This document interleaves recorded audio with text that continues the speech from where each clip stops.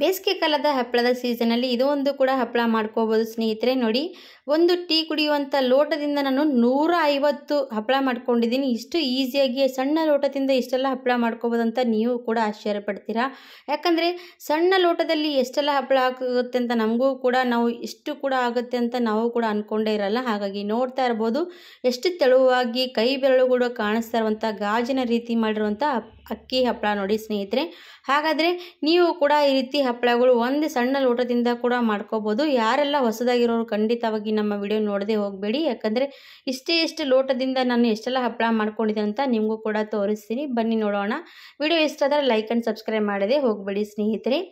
ಇವಾಗ ವೀಕ್ಷಕರೇ, ನಾನು ಸಣ್ಣ ಟೀ ಲೋಟದಷ್ಟು ಅಕ್ಕಿ ರಾತ್ರಿ ನೆನೆ ಹಾಕ್ಕೊಂಡಿದ್ದೆ. ಬೆಳಗ್ಗೆ ಹೊತ್ತಿಗೆ ನೆಂದ ಮೇಲೆ ನಾನು ಇವಾಗ ಇದು ಅಕ್ಕಿ ಪೂರ್ತಿ ರುಬ್ಕೊಂಡು ತೊಗೊಂಡಿದ್ದೀನಿ. ಸೇಮ್ ಸಣ್ಣವಾಗಿ ರುಬ್ಕೊಂಡು ತೊಗೋಬೇಕು. ನೋಡಿ, ಈ ರೀತಿ ಈ ಲೋಟದಷ್ಟು ನಾನು ಅಕ್ಕಿ ತೊಗೊಂಡಿದ್ದೆ. ರಾತ್ರಿ ನೆನೆ ಹಾಕ್ಕೊಂಡು ಬೆಳಗ್ಗೆ ಹೊತ್ತಿಗೆ ರುಬ್ಬಿದ್ದೀನಿ. ಸ್ವಲ್ಪ ವಿಡಿಯೋ ಡಿಲೀಟ್ ಆಗಿರುವಂಥದ್ದು, ಅದಕ್ಕೋಸ್ಕರ ಹೇಳ್ತಾ ಇದ್ದೀನಿ. ಇವಾಗ ನನ್ನದು ಅಕ್ಕಿ ರುಬ್ಕೊಂಡು ತೊಗೊಂಡಾದ್ಮೇಲೆ ನಾನು ಇವಾಗ ನೀರಿನ ಮೆಜರ್ಮೆಂಟ್ ಕೂಡ ಯಾವ ರೀತಿ ಹಾಕಬೇಕಂತ ತೋರಿಸ್ತೀನಿ ನೋಡಿ. ಇವಾಗ ನಾನು ಒಂದು ಸಣ್ಣ ಲೋಟದಷ್ಟು ಅಕ್ಕಿ ತೊಗೊಂಡಿದ್ದೀನಲ್ವಾ ಸ್ನೇಹಿತರೆ. ಇವಾಗ ನಾವು ತೆಳುವಾಗಿ ಹಪ್ಪಳ ಮಾಡ್ತಾಯಿದ್ರೆ ಅದಕ್ಕೆ ಸ್ವಲ್ಪ ನೀರು ಜಾಸ್ತಿ ಬೇಕಾಗುತ್ತೆ. ನಾನು ಇವಾಗ 2 ಲೋಟ, 3 ಲೋಟ, ಹಾಗೆ 4 ಲೋಟ, ಇದೊಂದು 5ನೇ ಲೋಟ ನೋಡಿ, 6, 7, ಕರೆಕ್ಟಾಗಿ 7 ಲೋಟದಷ್ಟು ನೀರು ಬೇಕಾಗಿರುವಂಥದ್ದು ನೋಡಿ. ಎಷ್ಟು ತೆಳುವಾಗಿ ಹಪ್ಪಳ ಬೇಕಂದರೆ ಅದಕ್ಕೆ ಸ್ವಲ್ಪ ನೀರಿನ ಕ್ವಾಂಟಿಟಿ ಕರೆಕ್ಟಾಗಿ ಹಾಕ್ಕೊಳ್ಳಿ. ಆವಾಗಲೇ ನಮಗೆ ಹಪ್ಪಳ ಚೆನ್ನಾಗಿ ಬರುವಂಥದ್ದು. ನೀರಿಗೆ ಕುದಿ ಬರಬೇಕು. ನೀರಿಗೆ ಕುದಿ ಬಂದ ಮೇಲೆ ನಾನಿವಾಗ ನೋಡ್ತಾ ಇರ್ಬೋದು ಅಕ್ಕಿ ರುಬ್ಬಿಟ್ಟಿರುವಂಥದ್ದು. ಇದರಲ್ಲಿ ಚೆನ್ನಾಗಿ ಒಂದು ಕೈ ಆಡಿಸ್ತಾ ಇರಬೇಕು, ಒಂದು ಕಡೆ ಹಾಕ್ತಾ ಇರಬೇಕು ಹಿಟ್ಟು. ತುಂಬಾ ಸಿಂಪಲ್ ಆಗಿರುವಂಥದ್ದು ನೋಡಿ. ಇಷ್ಟು ಚೆನ್ನಾಗಿ ನಾವು ಕೂಡ ಹಪ್ಪಳ ಮಾಡ್ಕೋಬೋದಂತ ನೀವು ಕೂಡ ಮಾಡ್ಕೊಂಡ್ಮೇಲೆ ಗೊತ್ತಾಗುವಂಥದ್ದು ನೋಡಿ. ಗಂಟು ಥರ ಆಗಬಾರ್ದು. ಹಾಗಾಗಿ ಒಂದು ಕೈಯಿಂದ ಆಡಿಸ್ತಾ ಹೋಗಿ ಒಂದು ಕೈಯಿಂದ ಹಿಟ್ಟು ಹಾಕ್ತಾ ಹೋಗಬೇಕು. ಏನಾದರೂ ಸ್ವಲ್ಪ ಹಿಟ್ಟು ಕೆಳಗಡೆ ಗಟ್ಟಿಯಾಗಿ ಕೂತ್ಕೊಂಡ್ರೆ ಅದಕ್ಕೆ ಸ್ವಲ್ಪ ನೀರು ಹಾಕ್ಕೊಂಡು ಅದು ಕೂಡ ತೆಳುವಾಗಿ ಮಾಡ್ಕೊಂಡ್ಬಿಡಿ. ನಾವು ಎಷ್ಟು ಚೆನ್ನಾಗಿ ಕೈ ಆಡಿಸ್ತೀವಿ ಆವಾಗ ಏನಾಗುತ್ತೆ ಅಂದರೆ ಸ್ವಲ್ಪ ಕೂಡ ಗಂಟು ಥರ ಆಗೋಲ್ಲ. ಆ ರೀತಿ ಇದ್ದಾಗೆ ನಮಗೆ ಹಪ್ಪಳ ತುಂಬಾ ಚೆನ್ನಾಗಿ ಬರೋವಂಥದ್ದು. ಈ ಥರ ನೋಡಿ ಎಷ್ಟು ಈಸಿಯಾಗಿ ಒಂದು ಸಣ್ಣ ಲೋಟದಷ್ಟು ಅಕ್ಕಿಯಲ್ಲಿ ನಾವು 150-200 ಹಪ್ಪಳ ಮಾಡ್ಕೋಬೋದು. ಅಷ್ಟು ಚೆನ್ನಾಗಿ ಬರುವಂಥ ಹಪ್ಪಳಗಳು ನೋಡಿ. ಜಾಸ್ತಿ ಕೂಡ ಕಷ್ಟಪಡುವಂಥದ್ದಿಲ್ಲ. ಆ ರೀತಿ ನೋಡಿ ತುಂಬಾ ಸಿಂಪಲ್ಲಾಗಿ ಮಾಡಿ ನೋಡಿ, ನಿಮಗೂ ಕೂಡ ಗೊತ್ತಾಗುತ್ತೆ. ಈ ಹಪ್ಪಳದ ಹಿಟ್ಟು ಚೆನ್ನಾಗಿ ಕುದಿಸಬೇಕಾಗತ್ತೆ ನೋಡಿ. ಇವಾಗ ನೋಡಿ ಉಳಿದಿರೋಂಥ ಹಿಟ್ಟಿಗೆ ಸ್ವಲ್ಪ ನೀರು ಬೆರೆಸ್ಕೊಂಡು ಅದು ಕೂಡ ಹಾಕಿದಾಯಿತು. ನಿಮಗೇನಾದರೂ ಹಿಟ್ಟು ಸ್ವಲ್ಪ ಗಟ್ಟಿ ಆಗ್ತಾ ಬರ್ತಾ ಇದ್ದರೆ ನೀವು ಒಂದು ಸ್ವಲ್ಪ ನೀರು ಆ ಕಡೆ ಬಿಸಿ ನೀರಿಗೆ ಇಟ್ಕೊಂಡು ಮತ್ತೆ ಹಾಕ್ಬೋದು. ಯಾಕಂದರೆ ನಾವು ತೆಳುವಾಗಿರುವಂಥ ಹಪ್ಪಳ ಹಾಕ್ತಾ ಇದ್ದೀವಿ.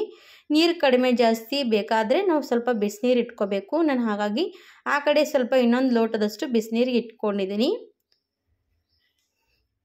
ಫಸ್ಟಿಗೆ ನಾವು ಜಾಸ್ತಿ ನೀರು ಹಾಕಿಬಿಟ್ವಿ ಅಂದರೆ ಏನಾಗುತ್ತೆ ಅಂದರೆ ಹಪ್ಪಳ ಏನಾಗುತ್ತೆ ಅಂದರೆ ಚೆನ್ನಾಗಿ ಬರೋದಿಲ್ಲ. ಹಾಗಾಗಿ ಲೋಟದ ಅಳತೆ ಪ್ರಕಾರ ನೀವು ಸ್ವಲ್ಪ ಕಡಿಮೆ ನೀರು ಇಟ್ಕೊಂಡ್ರೂ ಪರವಾಗಿಲ್ಲ, ನಾವು ಹಾಗೆ ಹಿಂದಿಗಡೆಗೆ ಹಾಕೋಬೋದು.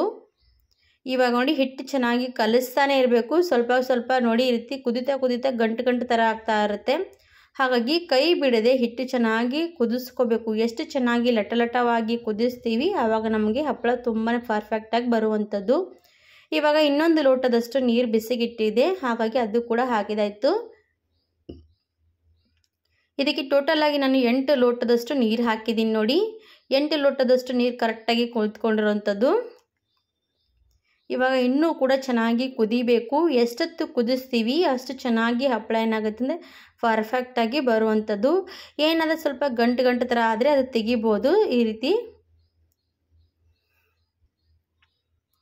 ಇವಾಗ ನೋಡಿ ಇನ್ನೂ ಸ್ವಲ್ಪ ಕೈ ಆಡಿಸ್ತಾನೆ ಇರಬೇಕು. ಈ ರೀತಿ ನಾವು ಎಷ್ಟು ಚೆನ್ನಾಗಿ ಒಂದು ಆಲ್ಮೋಸ್ಟ್ ನೋಡಿ ಏನಂದರೆ ಹಪ್ಪಳ ಹಿಟ್ಟು ಒಂದು 10 ನಿಮಿಷವರೆಗೂ ಕೂಡ ಕುದಿಸಲೇಬೇಕಾಗತ್ತೆ. ಇದಕ್ಕೆ ನೋಡಿ ರುಚಿಗೆ ಬೇಕಾದಷ್ಟು ಉಪ್ಪು ಕೂಡ ಸೇರಿಸಿದ್ದೀನಿ.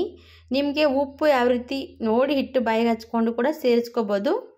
ಹಾಗೆ ಅದಕ್ಕೆ ಸ್ವಲ್ಪ ನೋಡಿ ನಾನು ಏನು ಮಾಡಿದರೆ ಕರಿ ಎಳ್ಳು ಸೇರಿಸಿದ್ದೀನಿ. ಸ್ವಲ್ಪನೇ ಸೇರಿಸಿರುವಂಥದ್ದು ಕರಿ ಎಳ್ಳು.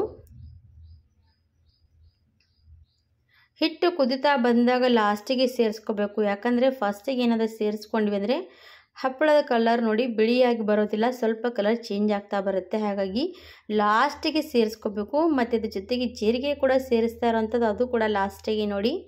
ನಾನಿವಾಗ ಸ್ಟವ್ ಆಫ್ ಮಾಡಿದ್ದೀನಿ. ಸ್ಟವ್ ಆಫ್ ಮಾಡ್ಕೊಂಡ್ಮೇಲೆ ನಾನು ಇವಾಗ ಇದಕ್ಕೆ ಜೀರಿಗೆ ಸೇರಿಸಿರುವಂಥದ್ದು. ಹಿಟ್ಟು ನೋಡಿ ಚೆನ್ನಾಗಿ ಕುದ್ದಿರುವಂಥದ್ದು ನೋಡಿ, ಈ ಥರ ಕುದಿಸ್ಕೊಂಡು ತೊಗೋಬೇಕು. ಗಟ್ಟಿಯಾಗಿ ನೋಡಿ ಈ ಥರ ಕುದಿಸ್ಕೊಂಡು ತೊಗೋಬೇಕು. ಆಮೇಲೆ ನಾನು ಇವಾಗ ಬಿಸಿ ಇರುವಾಗ ಹಪ್ಪಳ ಸ್ವಲ್ಪ ಒಂದು 5 ನಿಮಿಷ ತಣ್ಣಗಾದ್ಮೇಲೆ ಈ ರೀತಿ ಪ್ಲಾಸ್ಟಿಕ್ ಸೀಟ್ ಹಾಕ್ಕೊಂಡಿದ್ದು ಒಂದು ಬಟ್ಟೆ ಕೆಳಗಡೆ ಹಾಕ್ಕೊಳ್ಬೇಕು, ಮೇಲೆ ಪ್ಲಾಸ್ಟಿಕ್ ಸೀಟ್ ಹಾಕಿ ಈ ರೀತಿ ಇವಾಗ ಒಂದೊಂದೇ ಸೌಟಾಗಿ ನಾನು ಇವಾಗ ಹಪ್ಪಳ ಹಾಕ್ತಾಯಿದ್ದೀನಿ. ನಿಮಗೆ ಸೌಟಿಂದ ನನ್ನ ಹಿಟ್ಟು ಗೊತ್ತಾಗ್ತಾ ಇರ್ಬೋದು ಎಷ್ಟು ಗಟ್ಟಿಯಾಗಿರುವಂಥದ್ದು. ಇಷ್ಟು ಗಟ್ಟಿಯಾಗಿದ್ರೇ ಚೆನ್ನಾಗಿ ಹಪ್ಪಳ ಬರುವಂಥದ್ದು. ಮತ್ತು ಹಪ್ಪಳ ಹಾಕುವಾಗ ಕೂಡ ಜಾಸ್ತಿ ಅಗಲವಾಗಿ ಮಾಡಬೇಡಿ. ಒಂದಿಲ್ಲಾಂದರೆ 2 ಸೌಟದಷ್ಟು ಹಪ್ಪಳ ಹಿಟ್ಟು ಹಾಕ್ಕೊಂಡು ನೀವು ಸ್ವಲ್ಪ ಅಗಲ ಮಾಡ್ಕೋಬೋದು. ಇವಾಗ ನೋಡುವಾಗ ಸ್ವಲ್ಪ ನಾವು ಹಿಟ್ಟು ಜಾಸ್ತಿ ಗಟ್ಟಿಯಿರುತ್ತೆ, ಹಾಗೆ ಹಪ್ಪಳ ಎಷ್ಟು ರೀತಿ ತಿರುಗಿಸ್ತೀವಲ್ವ ಅದು ನೋಡೋದಕ್ಕೆ ದಪ್ಪವಾಗಿ ಕಾಣಿಸುತ್ತೆ. ಆದರೂ ಕೂಡ ಬಿಸಿಲಲ್ಲಿ ಒಣಗಿದ ತಕ್ಷಣ ಪೂರ್ತಿ ತೆಳುವಾಗಿ ಹೋಗುತ್ತೆ. ಹಾಗಾಗಿ ಸ್ವಲ್ಪ ಒಂದು ಸಣ್ಣದು ಸೌಟಿನಿಂದ ಹಾಕ್ತಾಯಿದ್ರೆ ಈ ರೀತಿ ಸ್ವಲ್ಪನೇ ಅಗಲ ಮಾಡ್ಕೊಳ್ಳಿ. ನೋಡಿ ಇದೇ ರೀತಿ ಎಲ್ಲ ಕೂಡ ಹಪ್ಪಳ ಹಾಕ್ಕೊಂಡಿದ್ದೀನಿ. ನೋಡಿ ಎಷ್ಟೆಲ್ಲ ಹಪ್ಪಳ ಆಗಿರೋದು. ಮತ್ತೇನು ಸ್ವಲ್ಪ ಜಾಗ ಸೈಡಿಗಿತ್ತು ಅಲ್ಲಿ ಕೂಡ ಹಾಕಿದ್ದೀನಿ. ಎಷ್ಟೆಲ್ಲ ಹಪ್ಪಳ ಆಗಿರೋವಂಥದ್ದು ನೋಡ್ತಾ ಇರ್ಬೋದು. ಒಂದು ಲೋಟದಲ್ಲಿ ಇಷ್ಟೆಲ್ಲ ಹಪ್ಪಳ ಮಾಡ್ಕೋಬೋದು. ನೋಡಿ ನಾನು ದೊಡ್ಡ ಸೈಜಷ್ಟು ಹಪ್ಪಳ ಮಾಡಿದ್ದೀನಿ. ನೀವು ಸಣ್ಣ ಸೈಜಲ್ಲಿ ಕೂಡ ಹಪ್ಪಳ ಮಾಡಿಕೊಂಡು ಒಂದೇ ದಿನದಲ್ಲಿ ಒಣಗೋಗುತ್ತೆ. ಯಾಕಂದರೆ ತೆಳುವಾಗಿರುವಂಥ ಹಪ್ಪಳ ಅಲ್ವಾ, ಒಂದೇ ತುಂಬಾ ಬಿಸಿಲಿದ್ರೆ ಒಂದು ದಿನದಲ್ಲಿ ಒಣಗಿ ಹೋಗುತ್ತೆ. ಆದರೂ ಕೂಡ ನಾವು ಇನ್ನೊಂದು ಮರುದಿವಸ ಕೂಡ ಈ ರೀತಿ ಬಿಸಿಲಿಗೆ ಇಟ್ಕೊಂಡ್ರೆ ಈ ರೀತಿ ತೆಳುವಾಗಿರುವಂಥ ಹಪ್ಪಳ ರೆಡಿಯಾಗಿರುವಂಥದ್ದು. ನೋಡಿ ಎಷ್ಟು ಚೆನ್ನಾಗಿ ಗಾಜಿನ ರೀತಿ ಹಪ್ಪಳ ಮಾಡ್ಕೊಂಡಿದ್ದೀನಿ.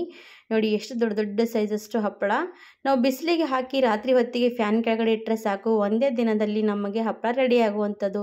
ವರ್ಷ ಪೂರ್ತಿ ಇಟ್ಕೊಂಡ್ರೂ ಕೂಡ ಏನಾಗಲ್ಲ ಸ್ನೇಹಿತರೆ. ಯಾಕೆ ತಡ ಮಾಡೋದು. ಮತ್ತು ನೀವು ಕೂಡ ನಿಮ್ಮ ಮನೆಯಲ್ಲಿ ಬೇಸಿಗೆ ಕಾಲ ಬಂದಾಗ ನೀವು ಮನೇಲಿ ಕೂಡ ಹಪ್ಪಳ ಹಾಕ್ತಾಯಿದ್ರೆ ಇದು ಕೂಡ ಹಪ್ಪಳ ಟ್ರೈ ಮಾಡಿ ನೋಡಿ. ನಿಮಗೂ ಕೂಡ ವಿಡಿಯೋ ಇಷ್ಟ ಆಗುತ್ತೆ. ವಿಡಿಯೋ ಇಷ್ಟ ಆದರೆ ನಿಮ್ಮ ಫ್ಯಾಮಿಲಿ ಫ್ರೆಂಡ್ಸ್ಗೆ ಶೇರ್ ಮಾಡ್ಬೋದು. ಈ ರೀತಿ ಕೂಡ ನಾವು ಈಸಿಯಾಗಿ ಹಪ್ಪಳ ಮಾಡ್ಕೋಬೋದು. ಹಾಕಿದರೆ ಎಣ್ಣೆಯಲ್ಲಿ ಕೂಡ ಕರಿಯೋದು ತೋರಿಸ್ತೀನಿ, ಎಷ್ಟು ಚೆನ್ನಾಗಿ ಅರಳುವಂಥ ಹಪ್ಪಳಗಳು ನೋಡಿ. ನೋಡ್ತಾ ಇರ್ಬೋದು ಬಿಸಿ ಎಣ್ಣೆ ಕಾದ್ಮೇಲೆ ತಕ್ಷಣ ನಾವು ರೀತಿ ಹಪ್ಪಳ ಹಾಕಿದರೆ ತೆಗಿಬೇಕಾಗುತ್ತೆ. ಯಾಕಂದರೆ ಕೆಂಪಗಾಗಿಬಿಡುತ್ತೆ. ಸ್ವಲ್ಪ ಎಣ್ಣೆ ಜಾಸ್ತಿ ಹೀಟ್ ಇರಬಾರ್ದು, ಮಾಮೂಲಿ ಸ್ವಲ್ಪನೇ ಹೀಟ್ ಇರಬೇಕು. ಈ ರೀತಿ ಮಾಡ್ಕೊಂಡ್ರೆ ನೋಡಿ ಎಷ್ಟು ಚೆನ್ನಾಗಿ ಹಪ್ಪಳ ಅರಳುತ್ತಾ ಇರುವಂಥದ್ದು. ಇದಕ್ಕೆ ನಾವು ಏನು ಕೂಡ ಹಾಕಿಲ್ಲ, ಎಷ್ಟು ಚೆನ್ನಾಗಿ ಅರಳುವಂಥ ಹಪ್ಪಳಗಳು ರೆಡಿಯಾಗಿರುವಂಥದ್ದು. ನೋಡಿದ್ರಲ್ಲ, ನೀವು ಕೂಡ ಮಾಡ್ಕೊಳ್ಳಿ. ಇಷ್ಟು ಚೆನ್ನಾಗಿ ಬಾಯಲ್ಲಿಟ್ಟರೆ ಕುರುಮ್ ಅನ್ನುವಂಥ ಹಪ್ಪಳ ನೋಡಿ.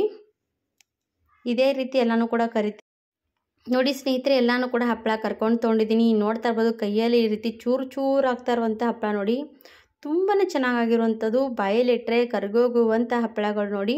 ಹಾಗಿದ್ರೆ ವೀಕ್ಷಕರೇ, ತಡ ಮಾಡದೆ ನೀವು ಕೂಡ ಈ ರೀತಿ ಹಪ್ಪಳ ಮಾಡಿಕೊಂಡು ನೋಡಿ. ನಿಮಗೂ ಕೂಡ ವಿಡಿಯೋ ಇಷ್ಟ ಆದರೆ ನಮ್ಮ ವಿಡಿಯೋಗೂ ಕೂಡ ಲೈಕ್ ಆ್ಯಂಡ್ ಸಬ್ಸ್ಕ್ರೈಬ್ ಮಾಡದೆ ಹೋಗಬೇಡಿ. ಪೂರ್ತಿ ವಿಡಿಯೋ ಯಾರೆಲ್ಲ ನೋಡಿದರೆ ಅವರಿಗೆಲ್ಲರಿಗೂ ಕೂಡ ಧನ್ಯವಾದ ವೀಕ್ಷಕರೇ. ಮತ್ತೆ ವಿಡಿಯೋ ಜೊತೆ ಸಿಗೋಣ.